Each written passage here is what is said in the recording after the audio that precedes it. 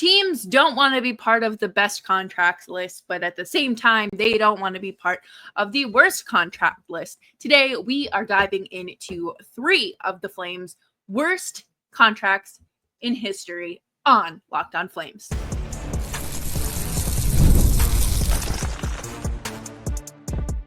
You're Locked On Flames, your daily podcast on the Calgary Flames. Part of the Locked On Podcast Network, your team every day. Hello, everybody, and welcome to today's episode of Locked On Flames. As always, I am your host, Jessica Belmosto, and thank you so much for joining me. Today's episode is brought to you by FanDuel. Football season is right around the corner. Open the FanDuel app and start planning out your future bets. Today, we are going to be talking about 3 of the worst contracts in Calgary Flames history because, my goodness, there have been many, but I have a top 3. They're not in any particular order.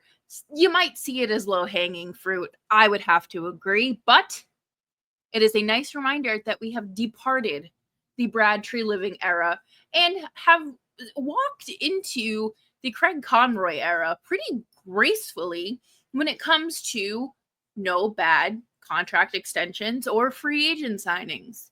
Make sure you're subscribed to Locked On Flames wherever you get your podcasts, as well as YouTube. And let's jump right into this. Like I said, no particular order, because I think that that's unfair. But, first one that comes to mind is immediately Jonathan Huberdeau. For those of you who may need a refresher, Jonathan Huberdeau was traded to the Calgary Flames in the Matthew Tkachuk trade, along with Mackenzie Weegar and Cole Schwinn in a first-round pick. And, Brad Treliving signed him to a hefty extension. Yes, a $10.5 million for the next 8 years. And, that doesn't come off the books until after the 2030-2031 season. That doesn't sound like that just doesn't sound real. At that point, the Flames will have broken in Scotia Place, like the 3rd or 4th season there, and the 115-point season of Jonathan Huberdeau will be well behind us at that point. Honestly, almost 10 years at that point, which is just crazy to think about. But why is this such a bad contract? Well, to start, we all knew he wasn't going to be a 115-point player again. Likely wasn't even going to sniff 100. You're still hoping in that 80s to 90s range, especially with the price tag that came along with him. But his first season was absolutely abysmal. 15 goals and 40 assists for a total of 55 points. Now, that's pretty bad. That is actually, in fact, the biggest drop-off in performance in NHL history, going from 115 to 55. That is very bad. And quite frankly, it didn't get much better the next year. He had 12 goals and 40 assists, 52 points. And the first 2 seasons, we had heard a lot about the issues with him playing on his offside. Him and Daryl Sutter didn't really get along. They clashed. I mean, respectfully, who didn't Sutter clash with besides Zadorov? But there were a lot of issues. And it sounds like he was also dealing with a back issue and a back injury that Sutter kind of downplayed. But at the end of the day, even with Sutter's departure, he didn't really see much of an improvement. He still saw that 12-goal season. That's not good. Obviously, he's always been kind of more of the assist player, but to go from triple digits to the 50s is unacceptable, and it's quite worrisome. And then this most recent season, of course, things kind of looked better. It didn't feel real In the home opener when Jonathan Huberdeau had 4 points, I thought to myself, this is going to be a very good year for him. And then it kept going. And he was still doing pretty well. And then, he hits 20 goals. I was like, okay, maybe he can sniff 25. And then by the end of the season, you're thinking, oh my God, he's going to hit 30. He finishes with 28 goals and a total of 62 points. But just the fact that you are seeing the spike in production after 2 down years, it was kind of reassuring and put a little confidence, I think, in the Flames' performance as well. Now, will we get to see that kind of production again? Unlikely. When I look at Huberdeau, I try to remind myself that he is coming from quite literally the opposite climate of Calgary. Sunshine and no snow. It's summer year round, even if you're traveling. But now you're in Calgary, which is like a tundra for like 4 months out of the year. And I just think you do have to give players grace along the way. How much, that's up to you. And I'm guilty of giving them too much grace. But I think back to Blake Coleman and how it really took him 3 seasons to settle in. Took Huberdeau, if we're going off of these past 3 seasons, it took him 3 seasons to settle in.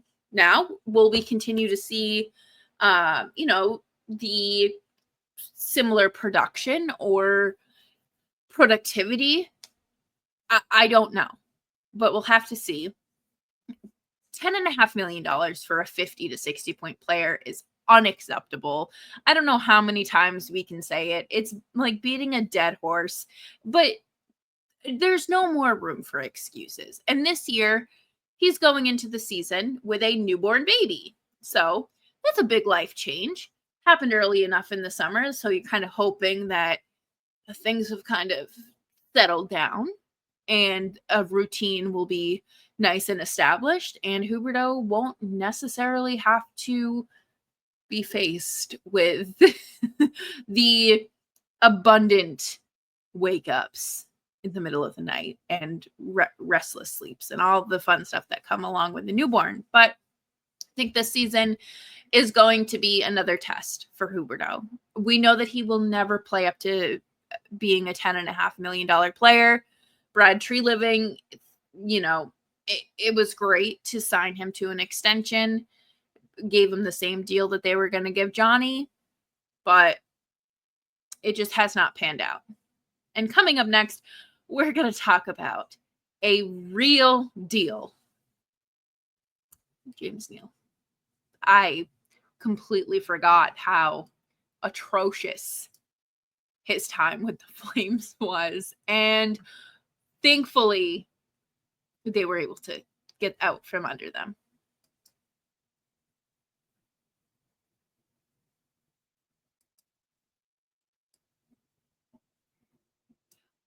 August 26th is officially FanDuel Futures Day, a brand new holiday for football fans who live for bold predictions and preseason hunches.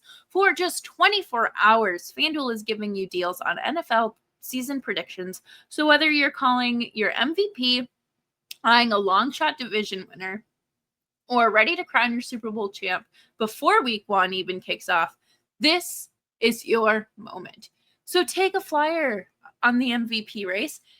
I'm going to just assume we're going to see Patrick Mahomes' names thrown in there.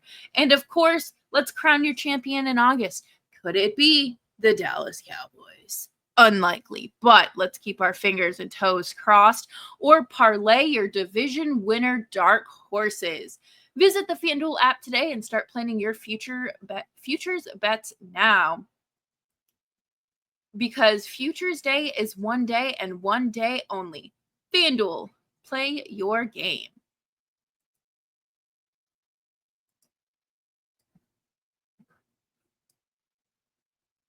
Thank you, everyone, for hanging out with me today on Locked On Flames. Make sure you're subscribed wherever you get your podcast, as well as YouTube. My goodness. when you think of bad contracts, like across the board, I think that James Neal has to come up somewhere within like immediate, like top 5, top 7 contracts. This has to be some of Brad Treliving's worst work, because he signed him to a 5-year, $28.75 million deal. He was consistently a 20 to 30 goal scorer. So you look at that and you're like, oh, okay. Well, it makes sense. But he was like 30 years old. I have never ran an NHL team. I have never been even a little league town soccer baseball coach. But any sports fan that has spent any amount of time around the game knows that players typically decline when they hit like 30, like let's say between 30 and 32. Like you're just going to see players drop off. And well, that's exactly what James Neal did, and it somehow just made Brad Treliving's resume even worse. And I think that you can like try to wrap your head around it, and hindsight is always going to be 2020.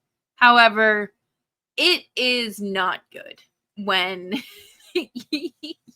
your biggest free agent catch scores just 7 goals in 63 games. Now, that is like next level stinky. There are words that I can't use on the podcast to describe how bad this was, but you trade him to Edmonton for Milan Lucic, who really wasn't much better and was actually more expensive. So I guess you truly win some and you lose some. Emphasis on lose. But that makes it look like I'm doing it backwards. You lose some. But I think that this contract was a stark reminder that anything can go wrong, and you should not take a gamble like this when there's no, I mean, there was a reason to, of course, right, to try to win a Stanley Cup, but was James Neal the real deal, going to push you over the edge to be a really competitive team? Because he took a nosedive, right? Like truly, it was like he tied cinder blocks around his waist and just dove off that cliff. I cannot remember a time where a player went from being a consistent scorer like that to not even hitting double digits before getting shipped out of town.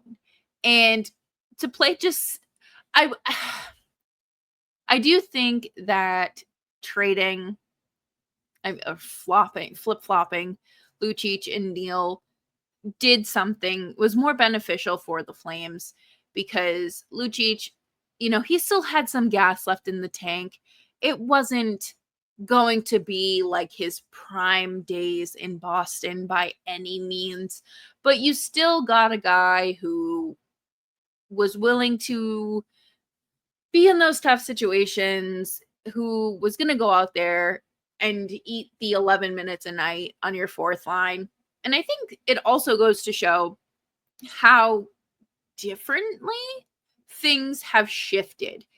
And recently things have shifted in the role of a fourth line, because you go from Lucic to big, fast, speedy guys like Klapka, Lomberg, Pospisil. Like there's definitely something worth looking at there.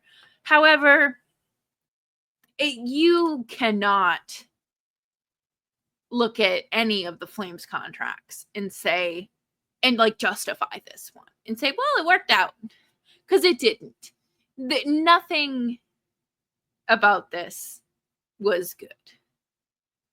63 games. And you had to get rid of them. I don't know if there's been a situation like that in recent years where a player just doesn't fit in.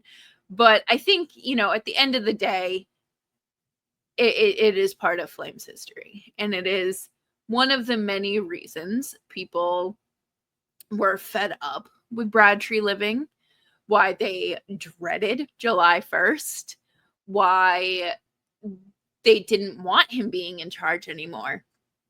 Because you also have bad contracts prior to this. And whiff after whiff after whiff, striking out time and time again, not only on bad free agent signings, but you can't trade for any of these needle moving players either. They were in on the Jack Eichel trade until the very end. Same thing with Mark Stone. It just they never took the final step to where it mattered. And by they, I really mean Brad Treliving, because he was the one driving this bus. But ultimately, this is just an episode about Brad Treliving's worst work. So, coming up next, we are going to wrap up the show with a very, very bad contract here next on Locked On Flames.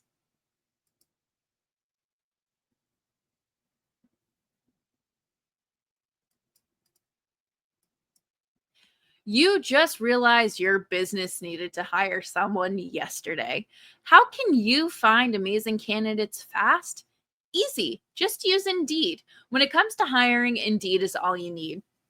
Stop struggling to get your job post seen on other sites. Indeed Sponsored Jobs puts your post at the top of the page and help you reach the right candidate fast.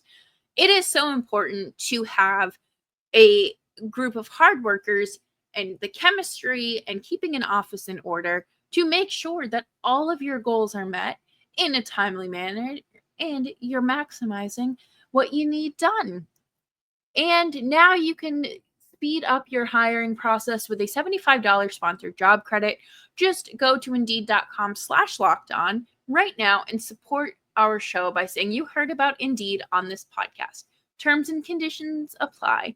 Hiring, Indeed is all you need.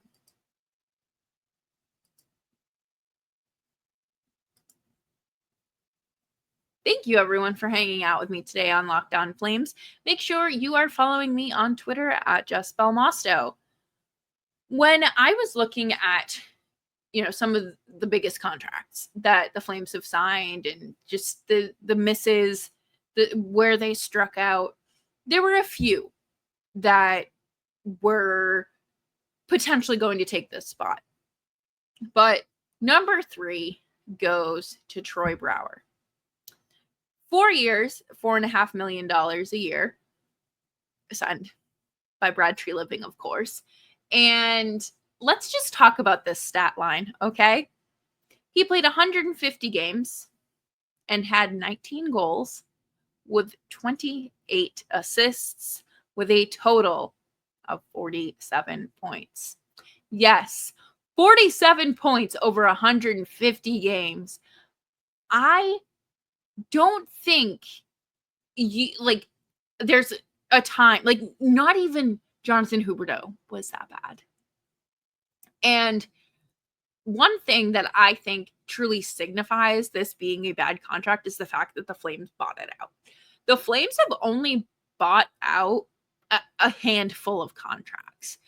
Mason Raymond and Michael Stone. Michael Stone was 2019. I believe it was when he had the blood clots. And to buy out the final 2 years of someone's contract it's not it's dead cap in a flat cap era when you're already up against the cap.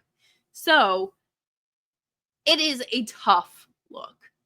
And ultimately you have to make hard decisions and you take your medicine for it. And I think that it wasn't just Brad Treliving taking the medicine here. It has been every single Flames team, even up until now. At the end of the day, there's only so much you can do with the cap space that you're given. And I think it's obviously better now that we have seen increases, but I think about the Wild, who had like $14 million in dead cap space. And it's not easy to kind of offset that, especially when you're seeing players make $9-10 million and you have to work, like, the odds are against you. But after Brouwer's money came off the books, he retired, and now he's a pro scout with the St. Louis Blues. And if there's one thing that can be taken away from any of these contracts, it is to stop putting the cart before the horse. Because when you look at a player of a certain age, you cannot and should not be putting all of your eggs in one basket. You have to find that happy medium. And I think that we're going to see probably more or less term and more money deals. I'm not necessarily sure we're going to see, not in the immediate future, but I don't know how many 7 or 8 year deals we're going to see down the road. I think we're likely going to see, player dependent, of course, something where it's the 3 to 5 year term, just because of how quickly the market's changing. And we saw that this off season. And obviously this next Connor McDavid contract is going to set the market as well. And I just hope that Craig Conroy is really only ready to open his checkbook for Dustin Wolf. I think that obviously he's eligible for an extension now, but could you do it mid-season? Maybe. Or do you wait until the summer? Sure, potentially. But I think that he should just open the checkbook and say, okay, what are you thinking? Because at the end of the day, you want to secure your players, especially when that player is a once-in-a-lifetime, we're assuming, goaltender. You don't want to be putting all of your eggs in one basket with these middle six forwards. I think that the Sharon Govich contract has the possibility and potential to age about as well as the Brouwer contract. I don't think it will, but unfortunately after last season, it's not like you're right on the cusp of that. And hopefully after a long off season with, plenty of time to rehab and rest up, you get more like 20 plus goals out of Sharon Govich. Because otherwise, I think that you need to start making some phone calls and see if he'd like to go back to New Jersey. But thank you, Craig Conroy, for being a little more strategic and thinking long-term when it comes to contracts, because it makes sense if it is a short-term fix. And say Mackenzie Weegar was on the market and the asking price was like $9 million for 4 years. Yes, without a doubt. I'll give you it in cash if you want. But we're going to be seeing the contracts really start to adjust. I think if Morgan Frost signed a long-term deal, then that would probably be up here as well. And we can revisit this in a year and take a look at, some of Craig Conroy's worst deals and worst signings, because he's not going to escape this. There have definitely been some questionable moves on his part as well. But that'll do it for me here on this episode of Locked On Flames. Thank you all so much for joining me and talking about some of the worst contracts, if not the worst contracts in Calgary Flames history. Make sure you're subscribed wherever you get your podcasts, as well as YouTube. You can follow me on Twitter at Jessica Belmosto, and I will see you all tomorrow, hopefully with a Connor Zary contract extension update.